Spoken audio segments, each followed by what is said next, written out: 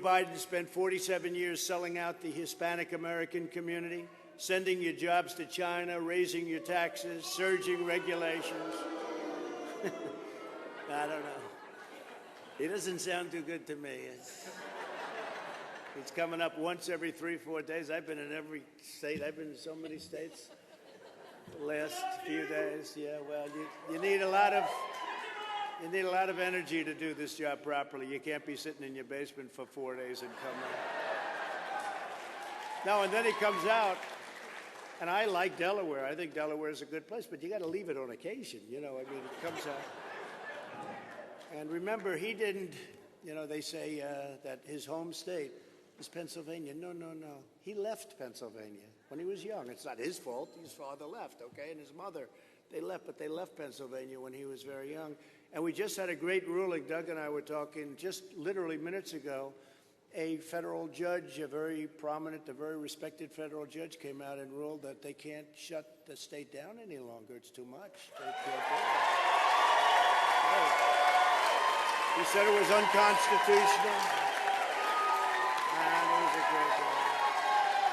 And we hope that's going to happen in North Carolina. We hope that's going to happen in North Carolina. We hope it's going to happen in Michigan, too, because it's just totally shut down.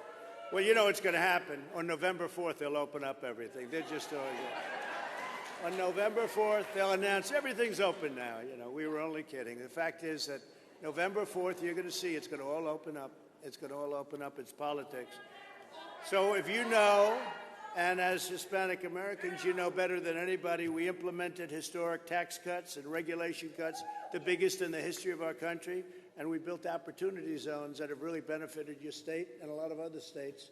And it's been great for everybody, really, African Americans. And if you look at the African American, it's what they've done and how that's benefited them. I was helped by Tim Scott of South Carolina, and he's a fantastic senator. And he came in the idea of the Opportunity Zone, but for African Americans, Hispanic Americans, Asian Americans, and really everybody, it's been a tremendous success. Before the China virus came in, we achieved the lowest Hispanic American unemployment rate ever recorded, ever, not even close.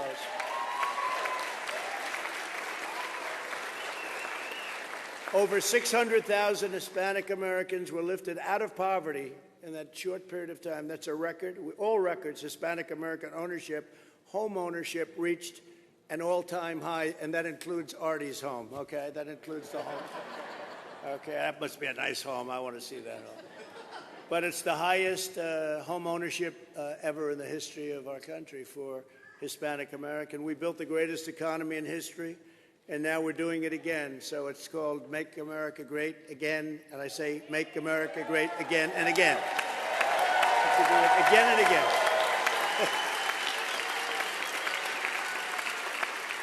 And we added, as you probably heard, we added 3.3 million jobs for Hispanic Americans in the last 4 months. That's a record. So we're coming back very, very strong. I call it the Super V.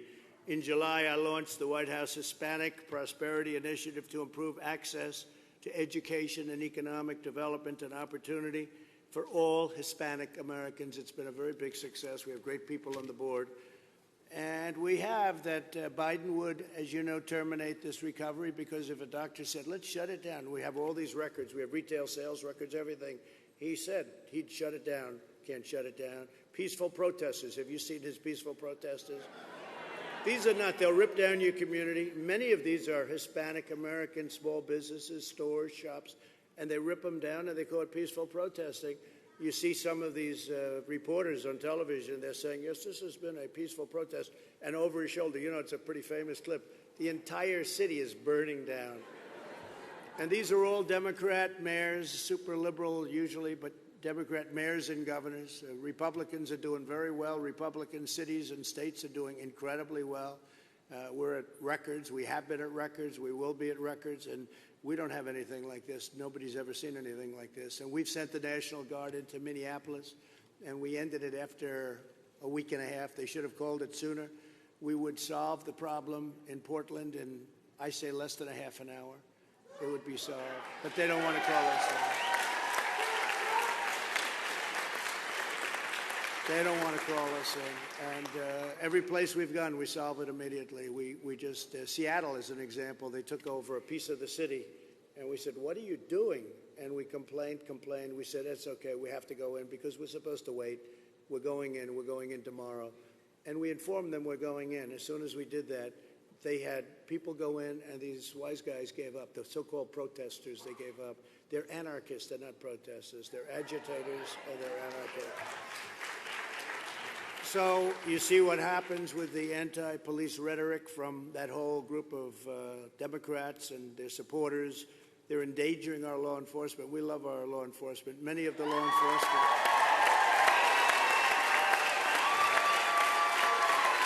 Yeah.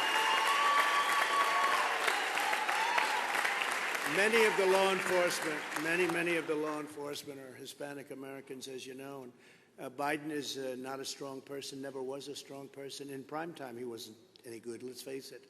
And this is not prime time for him. This is not prime time. But he'll surrender your entire country to the radical left. And that's all they're doing is using him. He has no clue. So we will take this to a whole different level. What we're doing is taking it to a whole different level. We don't want to have a socialist country. We don't want to have, some of you came from parts of the world where it's socialist or worse. You know, it's called the C word, right? The C word. Because I think in many cases these people are talking even beyond socialism. And we're not going to let that happen. We're not going to let the rule of law really be be ruled by the mob. We're going to do it. We're going to do it properly. We're going to do it the way we're doing it. And again, remember, the top 10 are all Democrat. And then you go into the top 25 and you take a look at that. It's the same thing. It's all a Democrat problem, whether it's New York, where crime is through the roof. It's gone up in some cases 150 to 300%, not even recognizable. Or Chicago. You take a look at Chicago, what's happening. They had numbers that were just absolutely horrible. And where you're hearing, I don't even want to mention it, but so many people shot, so many people killed. Nobody's ever heard of this. This is a Democrat runs the city. These are Democrats, and they have no clue. They have no cash bail. They get rid of bail. They get rid of all of the things that you need. The police are afraid to do anything. They don't want to lose their pensions. They don't want to lose their life. They don't want to lose their family and their job and everything else that comes with it. And we have to give our great law enforcement people, we have to give them the respect that they deserve. And if we don't do that, they can never do their job properly.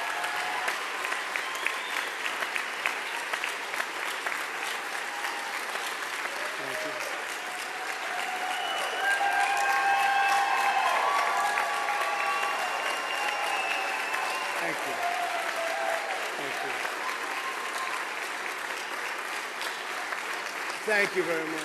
And just in closing up, and I just say a few words more because it's so important to me, and your community is so important to me. But many Hispanic Americans came here to pursue the American dream, right? We all want the American, I want the American dream. We all want the American dream. This is, if you look at what they're asking for, it's like the American nightmare or whatever you want to call it. But we want the American dream, having left countries that did not have safe streets, many of you, or your family, your mothers, your fathers, they left countries that were very, very bad, a lot of problems. And if we let this go on, you'd have that. And, I often say we're not going to be another Venezuela. We love the people of Venezuela. We have tremendous support in Miami from Venezuelans and Cubans. We're not going to let that happen to our country. Nobody wants it. And you know who wants it least is Hispanic Americans. They want to see it less than anybody because they know about it more than anybody. And so we're not going to let that happen. Biden wants to take away your police. He wants to, I wouldn't say defund in his case, but I will tell you some of his compatriots want to defund your police. Let's face it. They want to defund your police. They want to take it away. I don't know who's going to do the job when they call up at night. You saw the commercial where you call up and they say, murder, I'm sorry, we won't be here for 24 hours. And then they say, I'm sorry, rape, we won't be here for about a week. We'll call you back in a week. And this is what you'll end up with. We can't do it. We have to treasure our law enforcement, and we have to let them do what they're good at.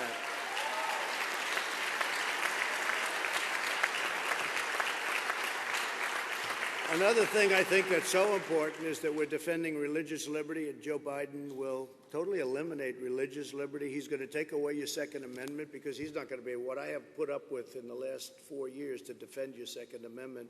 But you have to have your Second Amendment, and they're going to at least obliterate it. They're going to at least obliterate it. They're going to abolish school choice. They're going to abolish charter schools, and we're going to put charter schools all over wherever we can. We have so many people doing so well, and school choice. And we've been working very hard on school choice, and we'll get it very much achieved like we have. Nobody's done as much as we've done in 3.5 years. Nobody, no administration in their first 3.5 years. I say this, that I've achieved more for Hispanic Americans in 47 months than Joe Biden has achieved in 47 years.